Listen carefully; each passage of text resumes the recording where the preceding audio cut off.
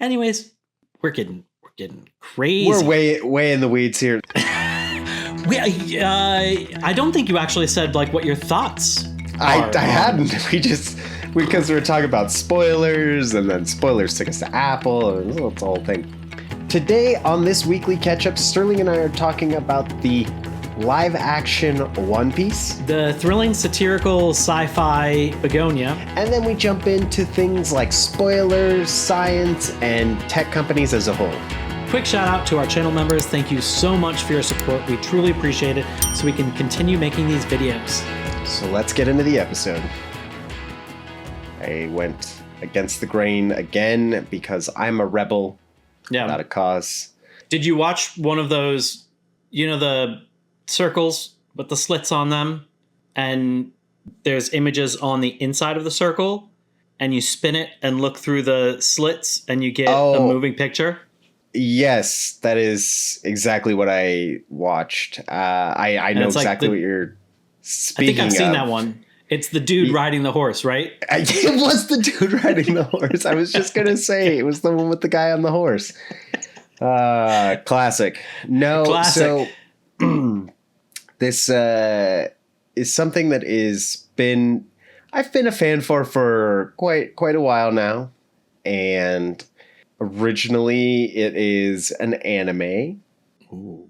But they came out with season 2 of the live action One Piece. Ooh, haven't gotten into that yet. And that's Netflix, so it's all dropped, right? It's all dropped. Okay. And so I burned through quite a bit of it because it's crazy in today's day and age.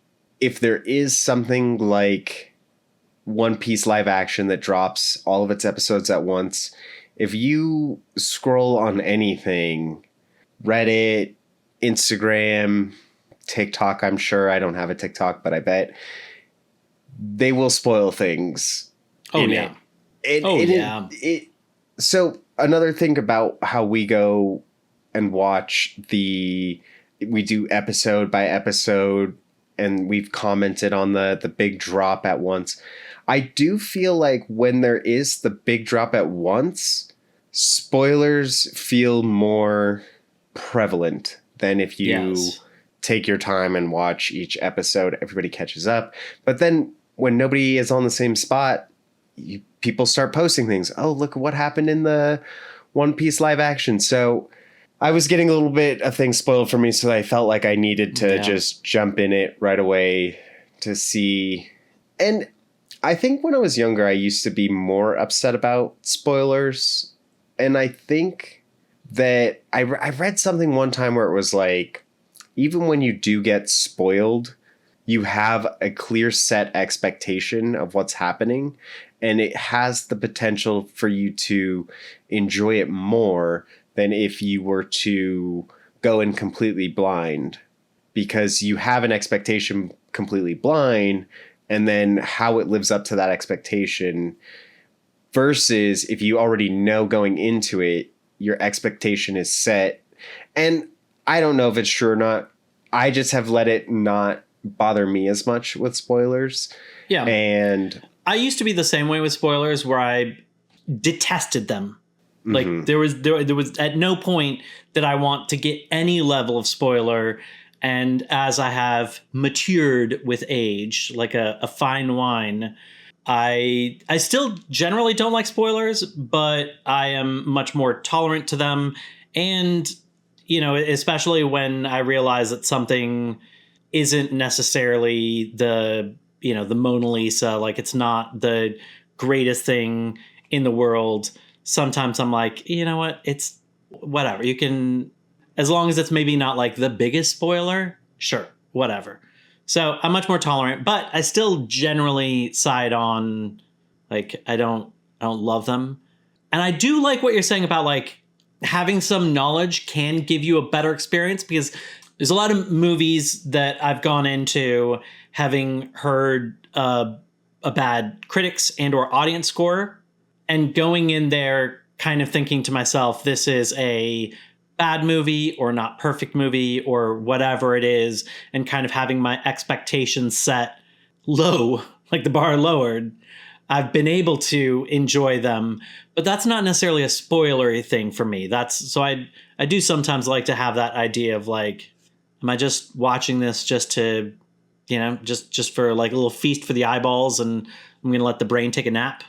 Because if so, I'm cool with that. Do you have a moment in your lifetime that you remember, like a specific thing being spoiled that was like devastating to you? I don't have a specific moment, but I've definitely had spoilers from the internet, and I've definitely been super bummed about it. And I really do like the, as much as possible, kind of blind experience sometimes going into things. I told you, just recently got into a manga, Alice in Borderland. I saw the score on my anime list, both like the score, its rank, and it's something else, and they were all good numbers. It was by the creator of another manga that also looked good to me, and they had 9 volumes at the library, and I didn't read the description of it, and I'm glad, because it actually was a pleasant surprise to when I found out what it was about, because that didn't start off obvious. Mm-hmm. And I very much enjoyed that. And if I'd even read the description of it, I know it's important to understand what you're getting yourself into, because not everything is for everybody, and you can't just go in blind to everything. But surprises are nice. And it, like, genuinely, and it wasn't even necessarily like a surprise. Like I said, if you read the back, you would know what it's about, and it wouldn't be a surprise. But it was a surprising moment for me, and I enjoyed that surprise, and I enjoyed that moment. And I think even trailers oftentimes spoil too much. Like, the studios themselves are just so desperate to get our butts in seats that they are like, we don't care what the writer, director, actors wanted. We're going to tell you whatever we need to get you in there. And if that involves spoiling all of the best moments, cool. So, yeah. Yeah, I mean, I definitely would prefer to not be spoiled going into something. If I do get spoiled, I don't let it ruin the thing for me. And honestly, one that I think of is Spider-Man No Way Home. That was the one with all of the Spider-Man, which was spoiled before the movie came out. Everybody knew they were going to be in there. Even though they were in none of the promotional material, it was very well known. And that didn't ruin the surprise for me. Like, I knew they were there. It still didn't ruin the enjoyment. But I will tell you my worst spoil moment. And this one. And then we'll come back to Spider-Man, because I have thoughts on that. Okay. I was devastated. This is when the 6th Harry Potter Somebody told book, you how the Titanic ended, and you were just like, devastated. I was shocked. It sank. Crazy. What? The whole thing? Somebody told me that. God himself couldn't sink the ship. Harry Potter. Which one? So the biggest one, in my opinion, of the biggest like way to spoil it. The book had just come out. There was a midnight release. That's the second to last? Yeah. It's the Half-Blood Prince. Yeah, and I think I assume I know what it is. Yeah. For Harry Potter, the Half-Blood Prince. Like 2 minutes. That's the one where Dumbledore dies. Yeah, that's huge. That's messed up to spoil that. The worst thing, the night before, I got it at a midnight release. I had just started it that night. I was doing something the next day. The next day in the morning, and I'm walking by people, and this guy says, so as I was saying, Dumbledore dies. And I was just devastated that I was younger, and at that time I was very anti-spoiler. Yeah. And got that ruined for me right off the rip, and it was heartbreaking. Yeah, I mean, so I think that is an important distinction, because it does show the different types of spoilers. You know, I think that I wanted to go back to Spider-Man, because I think that you can know about that, and it's such a bit of fan service that I don't think it matters if you know that happens or not. It is every child that has enjoyed this IP's dream. Is like when you are a kid, you don't care about, and every adult, like, but specifically I'm thinking of like the kids and toys. Oh, like, yeah. Kids don't care about whether or not, like, if they have a Spider-Man toy and a Superman toy, they don't care that they're from different, not just different comics, but from different publishers, and so they have almost never appeared together. There's like rare events when like DC and Marvel kind of cross over. They don't care if they have the toys; they're gonna smash them together, and it's like they're going to make their own team ups. And so that's fan service. It's every child has played out that kind of fan fiction of just taking all of your toys and putting them together. So I don't think that matters, that is a spoiler. But, and I'm not going to say it again in case, somebody didn't know what the spoiler was with Harry Potter and they'd fast forwarded. But like that is a real spoiler, and that is now that you said that you passed somebody who said something. It wasn't, that's not like it wasn't intentional. It wasn't intentional. That wasn't somebody posting on the internet. I've thought about that occasionally when I'm in public and talking about something with Dawn, where it's like, what if somebody else consumes this and they hadn't gotten to this, and I'm, especially if it's like super recent. It's something that, just came out on TV last night, and it came out at 9:00 my time. I'm in California, and maybe the East Coasters were all in bed because it was midnight for them, or not all, but like some of them were in bed, and so they didn't watch it, and they haven't had a chance yet. I'm at the grocery store, after Dawn got home from work, and or you know what I mean? Like, obviously that started to not make sense as I talked about an East Coaster in my grocery store. You get the point, there are reasons that people can't. And well, the book, who reads the book from midnight to like 10 in the morning that quickly? I mean, I get it. Like, I know some people, some super fans would read it, and I would assume that you would sleep in that day because you stayed up all night reading it, which maybe they stayed up all night. They were high on the fumes of tiredness, and that's why they're spoiling it out there. I just that one for me was, as a young kid, I'm not reading that fast. I'm not finishing the book by the morning. I loved Harry Potter, but not that much. So that one was a devastating one. Yeah, are we gonna have obviously it'll happen at some point. I was just wondering, like, when the next moment like that is going to happen, where a book takes the public on by storm, because books don't generally have that same following, that same mass, and there aren't a lot of those moments with literature that get to the same, I think, like, societal level, where there's everybody's reading it, young adults and adults, and it's there in the zeitgeist in like a specific moment, kind of like what we've talked about with TV, where there's, where there can be, especially with Game of Thrones, these kind of like water cooler moments where everybody's on the same page and everybody's kind of talking about the same thing. And I hope we get that again soon, because I think books are important, and I think that it's great for something to catch on. Speaking of books and what we do, which is like TV, I know we do sci-fi more than we haven't really done any fantasy yet, but I would almost argue Foundation feels pretty fantasy. I guess it's sci-fi.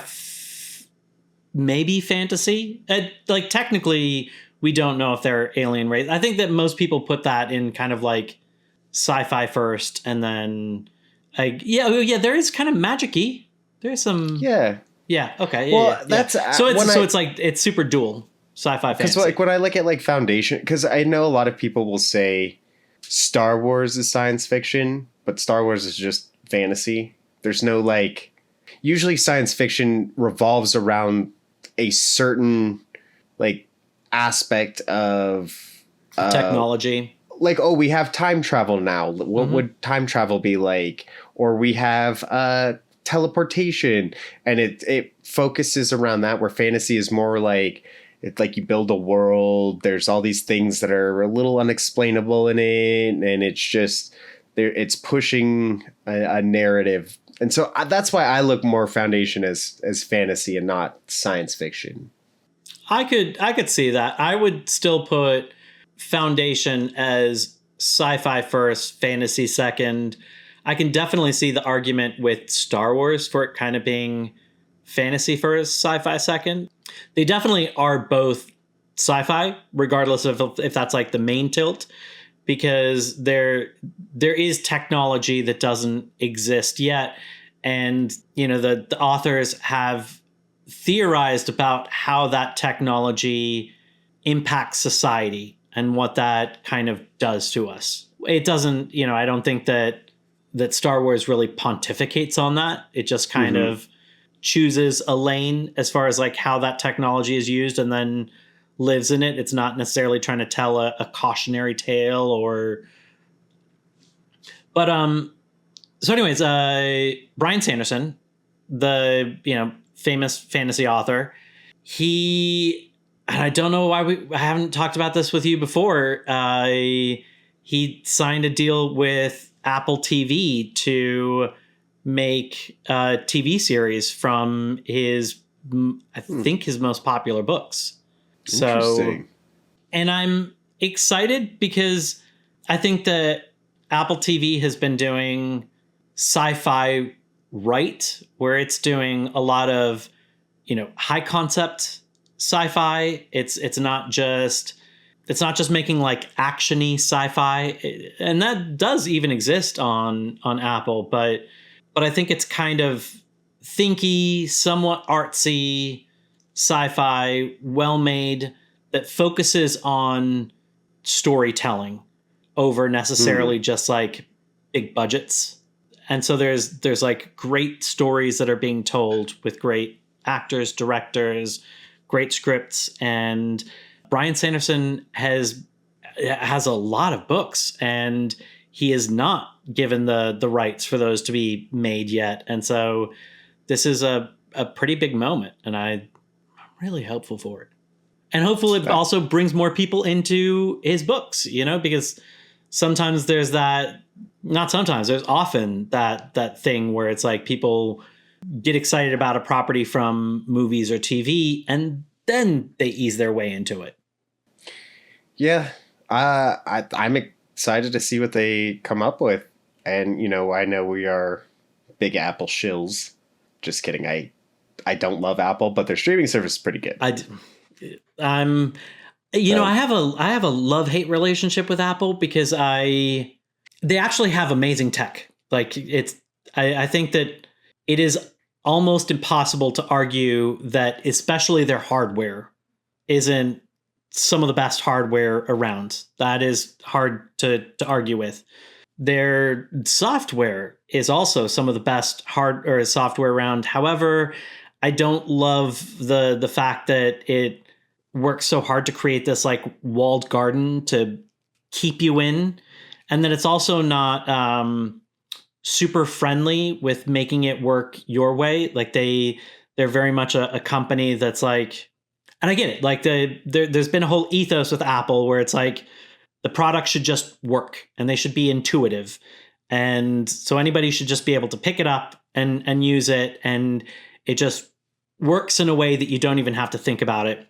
And to that end, I think they've designed them in a way that's very prescriptive, where it's like, this is how you use the product, and there's not a lot of room for individual creativity of the use of that product. And I like customization, and so I've enjoyed the Android experience on the phone, but then I have a MacBook because it's a friggin' great computer for editing these YouTube videos. It's a great product. I can't deny that. And then, like you said, their streaming service has been killing it for me. So I know. I get it. I wish Apple was better, but it's not. And then they also like just they're a good business. They make lots of money and they have like mountains of cash. And, you know, it'd be nice if they like made their stuff a little bit more accessible. But part of what they do is trying to be obviously not exclusive because everybody in the US has Apple, but they go with like the premium angle. And so, you know, it would like hurt their image to go away from that. But just like the way that they charge for stuff is just insane. The profits that they make and, you know, what they get people to pay for their stuff. Anyways, we're getting crazy. We're way in the weeds here. So back to One Piece. I don't think you actually said like what your thoughts are. I hadn't. Because we were talking about spoilers, and then spoilers took us to Apple, and it's the whole thing. But overall, I think that as live action anime adaptations go, this is a good one. It's not perfect. It's covering a lot of content right off the rip, right? We're in season 2 of the live action, which is all the way to Drum Island, which for people that are fans of One Piece, that is a lot of story to cover in 2 seasons. And yet they somehow managed to do it. They stay pretty faithful to a lot of recreated scenes that happen that are important to the story. And they do a great mix of practical effects, practical makeup, as well as some CGI mixed in with that. And overall, I would say, again, not perfect. It's not better than the anime, but it is pretty good. It is enjoyable to watch in live action. It's enjoyable to see these amazing practical sets that they build and practical makeup design. And overall, I think it's pretty good. I think that show, so I haven't watched season 2. I've watched season 1, and I think that it had a very difficult task, and I legitimately wouldn't have thought that anything could have done it well, which is that I think that One Piece is one of the mangas and animes that has some pretty crazy stuff going on. And so I think that it, in my head, seemed like it would only work as a cartoon or animated, where it's easy to suspend that disbelief with things that are drawn that are absurdist, you know. Anime and manga can have some kind of weird things that it does, you know, where like sometimes they'll change the art style. There's like something called, and I don't think that One Piece does this, but there's something called like chibi, which is when the characters get super small and cute. They have like the bigger heads, the more simple kind of characteristics. And there's a lot of these things that you would do with something that is drawn that you definitely wouldn't do with, you know, something that is live action. And One Piece has some pretty, and I do like it. I definitely don't like it anywhere near as much as you. It's got some pretty, I don't want to call it weird because I don't want people to think that I'm judging it.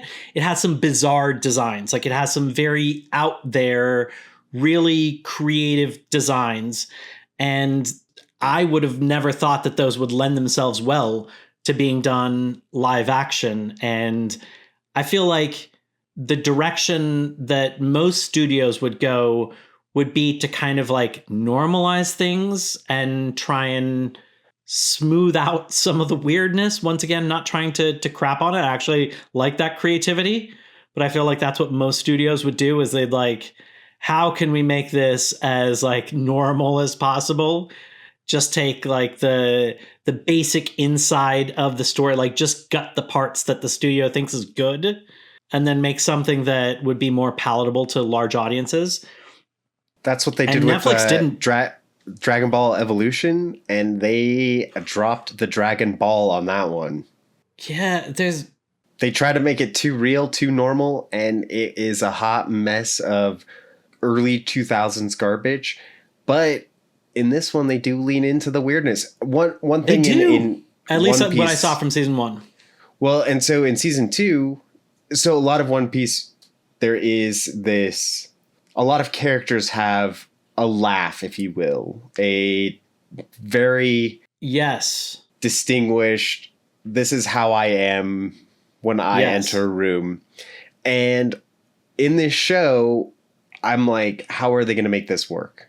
Because there's one character from Whiskey Peak. I always forget his name. It starts with an I, but he has the curly hair. Okay. If you remember him. Yeah. And he does the ma, ma, ma before he speaks. Yes. Yep. And I wondered how they were going to translate that in live action if they were going to drop it and just say no weird laughs. They don't. And it actually works in this show. Man. It's not as cartoony and out of the blue. Anytime he does that laugh, he's like about to make an announcement type deal. And it works. It surprisingly works. And I think they do it well in live action. And I'm still thoroughly impressed with what they're serving me for One Piece live action. Again, not as good as the show, but it is entertaining. And it's nice for that to become more accessible to people, because I think for anybody that hasn't gotten into One Piece yet, before the show came around, there was a very daunting thing of there's literally over 1,000 episodes of One Piece. And that's just, it feels like too much to jump into. You know, it's like when you get those enormous burgers and you're like, how do I even start? Like, it's not an issue of if I can finish it. It's that I legitimately don't even know how to start this thing. You know, it seems too daunting. Right. And so you see the picture, you see somebody else with it, whatever, and they're enjoying it, and you would like to be enjoying it, but it's just like, oh no, I can't do that. And I think that this is a nice entry point. It's a way to get people started. And I think it's also a way to help you connect with it, to make it a little bit easier to get started, because the other issue, if you will, with One Piece is that it's been going on for so long that the older episodes are in the like old TV format of, I don't know, 5:4, whatever it is, you know, not like the 16:9 ratio. And that aspect immediately looks dated on our TVs. And, you know, the animation isn't as sharp. And so if you don't have a connection with the characters to start off with, it can be hard to get into something like that. But I think watching One Piece on TV can help you with that. I definitely agree. It is an easier way to get into the show because after 2 seasons, which are 16 episodes total, you'd have to watch the equivalent of like 130 episodes basically at that point. And that's a lot. It's a lot to expect of somebody to watch that much. And to be fair, it is telling the same story. Things are just compressed a little bit quicker. We're not spending as much time, you know, fighting giant snow bunnies or something that's not necessarily important. Yeah. And it works. I'm digging it. I like the snow bunnies. I like the snow bunnies too, but oh no.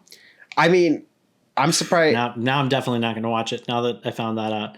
Well, we have Laboon, the giant whale. Yeah. Like they get. I mean, they made that clear from the beginning. We were going to get the But for what they did add CGI wise and what they did spend time to put their budget on, I'm very impressed. I'm okay without the snow bunnies. Yeah. Because that was the other thing that I thought was going to be hard for a studio to pull off with One Piece, was that some of the stuff is so bizarre that how do you animate it true to form, you know, like not trying to like paper over the like smooth out the weirdness, but how do you animate it true to form and not have that kind of like uncanny valley, have it look weird in real life? Because and I think that from what I saw in season 1, they did a good job with that. And it's not like they have a crazy budget.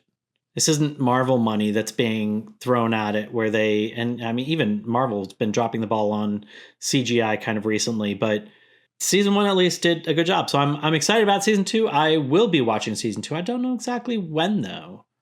Of One Piece? Yeah. Okay. Well, it's there. It's really good. So yeah, I'll definitely watch it. I would recommend. So we went on a bit of a tangent, just a smidge of a tangent, right? And we got into companies that we may or may not like, and I think that, you know, some of those, especially like the big tech companies, can sometimes have what seem like evil CEOs who really only care about their bottom line and don't even care if they are like what they're doing to potentially the world. You know, I think that we're in, sure, we've always had this. It hasn't always been tech CEOs. Maybe it was wealthy train barons at one point. You know, there's always been people that have done this. So I'm not saying like this is a unique moment. But what I watched was Bugonia, so 2025 film. And it is about two conspiracy theorists who kidnap a well-off CEO because they believe that she is an alien intent on destroying the Earth. So the director is Yorgos Lanthimos. It was rated R, which I didn't realize going into it. And it does make sense, even though it definitely isn't. There are a few graphic moments, but it never feels gratuitous. And I didn't actually think about it until I was like taking this off of IMDb and watching it. It has amazing performances. So, you know, we've got Emma Stone as the CEO. We've got Jesse Plemons as the head of the two kidnappers. Teddy, he really, both of those performances, phenomenal. And then Teddy's accomplice, the actor is Aidan Delbus. He plays somebody with autism, and I believe that he has autism in real life. It's also a great performance, but this is from start to finish. This has a certain intensity to it and a certain eeriness and like unsettling. I think is unsettling and intense are probably the two best words to describe this. And sometimes it's maybe also unhinged. Sometimes the music is a big part of that. There is a phenomenal score that really can just make you feel that kind of unsettling thing, even when you don't necessarily know if something unsettling or unhinged is going to happen yet. It just helps with that vibe. Also, the cinematography is beautiful because so it's actually kind of like the old TV aspect ratio. It's that more kind of like boxy ratio versus like the 16:9. But I only noticed that in the beginning just because it was weird to have so much black on the left and right hand side. But it becomes so unnoticeable because unlike that ratio when we had TV where things would be very tight in and so the camera can't actually see much. There are so many shots from far back, so you can see so much. And it gives you not just like the width you would get with like a widescreen, but also the height of it. So the camera really sees so much that is going on, and it's from such interesting angles. Like it makes you wonder. It makes you feel. It starts off with bees, and so it almost feels like you are a fly on the wall or a bee on the wall, kind of watching this whole thing, because the angles are often interesting where they are from very low or very high. I said that they're kind of very far back. When there are moving shots, they are all done on a dolly or something along those lines where there isn't any kind of shake. I feel like camera shake has become very common because it can make it feel like there is a person holding the camera, and if those are your eyes, like you are that person. And so it can sometimes make you feel like you are there. You are the watcher, and you move, and that's why the camera kind of moves. But there was something so beautiful about the way that this was shot that still makes you feel like you are there, but more, like I said, kind of like a fly on the wall observing these events. Absolutely phenomenal.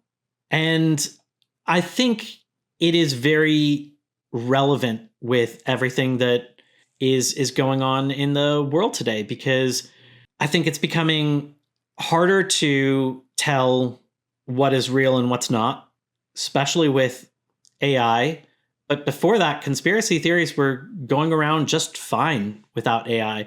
This doesn't have a lick of AI in it, but it still feels like a very pertinent topic. Yeah. To be kind of talking about what is real and what is not, and like how we get into these rabbit holes and what it's like for the people that are deep inside of these rabbit holes. And I do kind of worry that that's only going to get worse with AI, that it's going to be easier for people to see the things that they already believed, but now they have like video evidence to prove that their beliefs are right. I worked with somebody who believed very strongly in conspiracy theories. Man had never been on the moon. I don't think man had been on space. Yep. True. Still true. None of those have happened.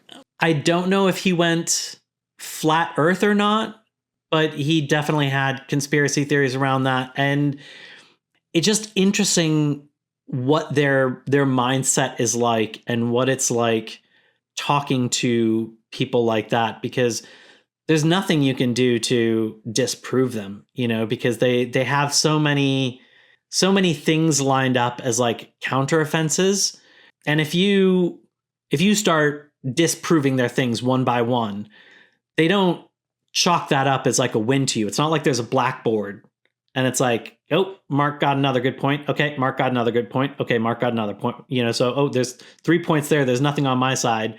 They don't see it as that way. It's more like every time that they throw something up in front of you, it's just another proof that they are right. And it doesn't matter and they have all of those, so they can keep doing that for days. The amount of time it takes you to like disprove them is exhausting. And that's just to disprove one dumb point. Yeah. It is hard when it seems like people have lost faith in science and ways to prove. I do feel there was a time before the internet got big that it was, and like even in early American history, there was times when people were distrustful of science. And then it seemed like the early 70s, we were more focused on pollution and how that pollution was affecting people's health, environments, and ecosystems. And people started to trust science. Like, what does the science say? How should we handle this situation? And now there is this swing back that people have started to distrust science. And things with like the vaccinations. It's a doctor who has studied this and understands the efficacy of vaccines. And then somebody like Joe Rogan, who, promotes vaccines aren't bad. It's just number one podcast. You can do more. Why can't we treat these things without vaccines?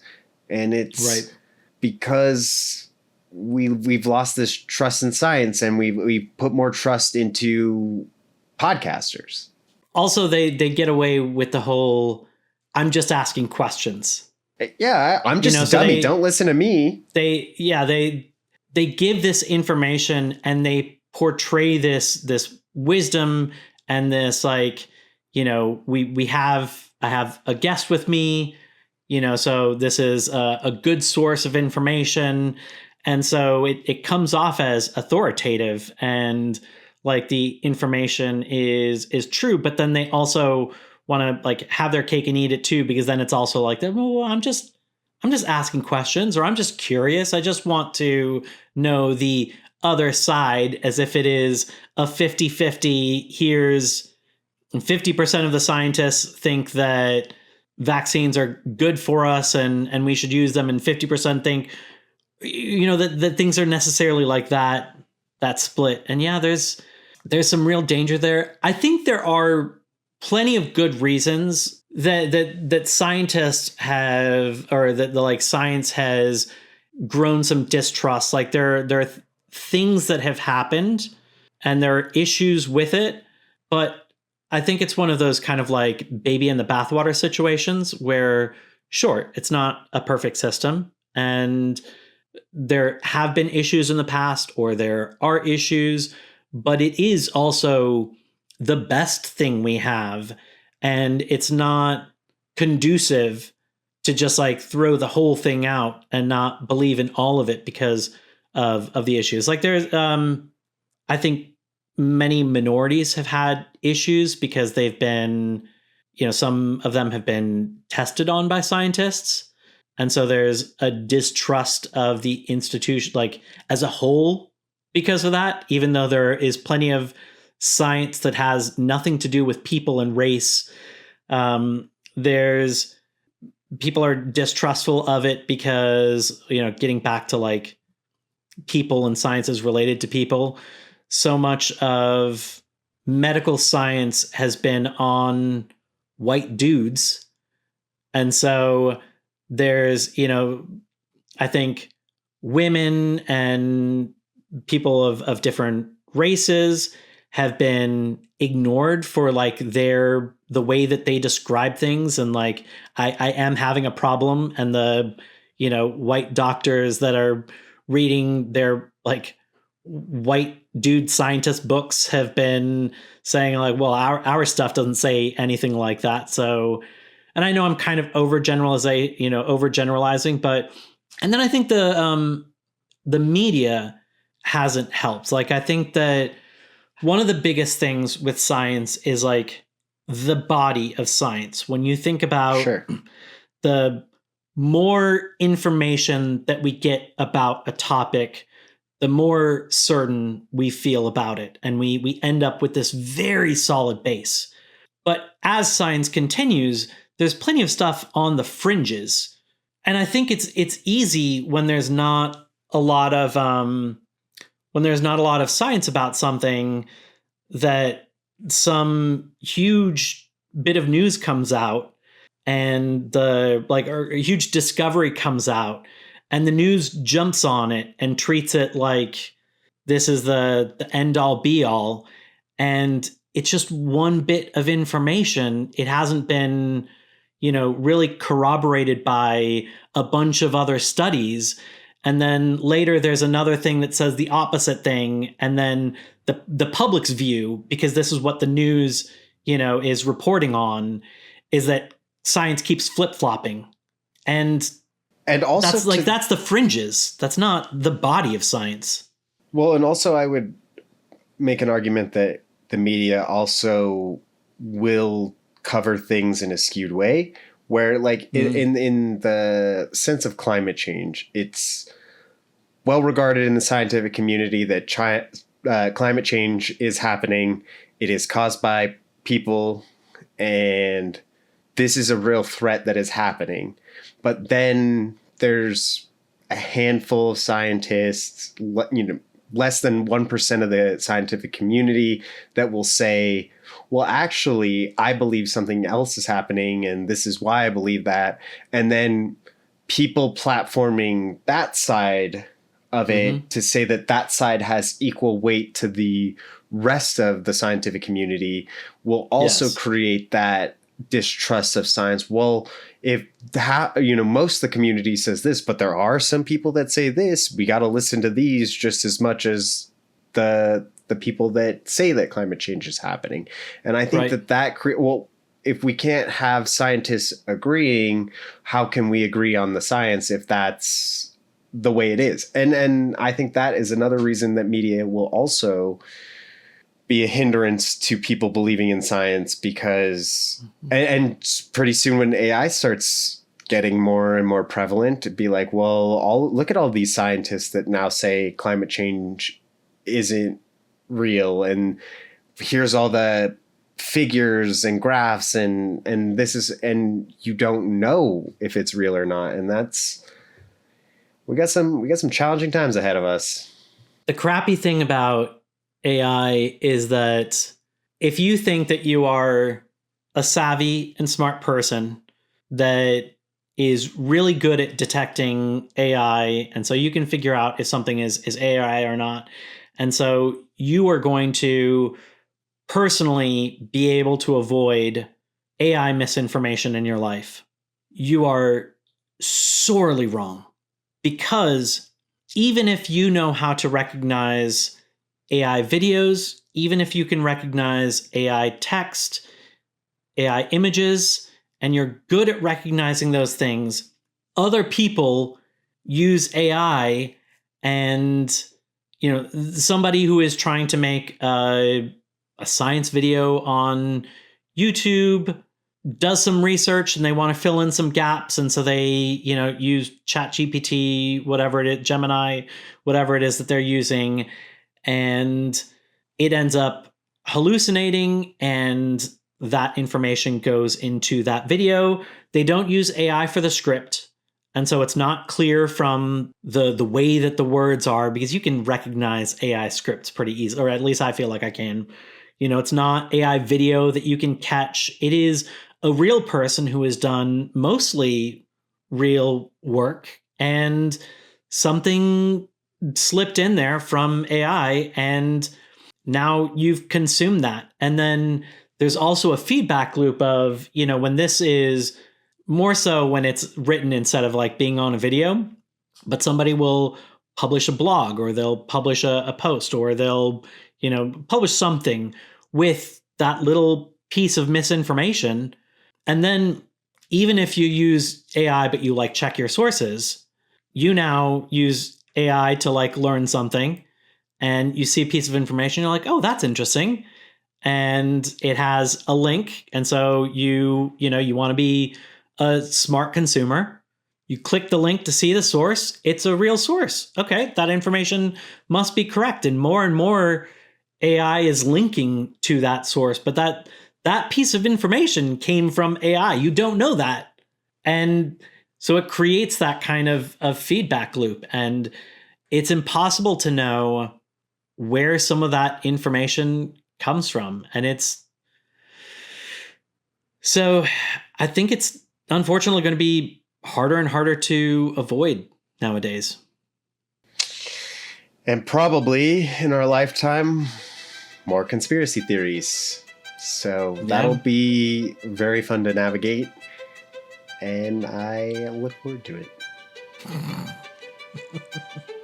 Said no one ever. Yeah, said no one ever.